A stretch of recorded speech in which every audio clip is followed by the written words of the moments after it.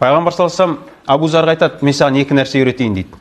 Бұл дүниеде жасау жеңіл келеді, бірақ қияметте таразыға ауыр келеді дейді.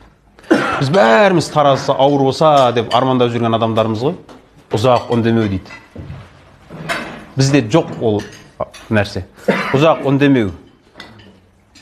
Ол анау адамдармен өткен кезде сүмірейіп, мылқау қысып отыруды айтып жатқан жоқ.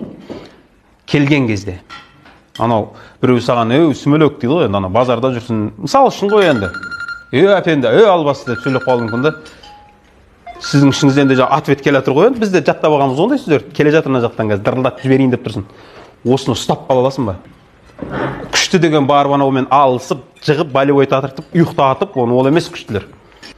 Бұған көп адамның шамасы жетпейді жігіттер. Күшті деген жігіттер бар ғой, қазір кейбір жігіттер бар ғой, мен ашулансам өз-өзім ұстай алмаймын дейтін. Бұлар ең әлсіз адамдар.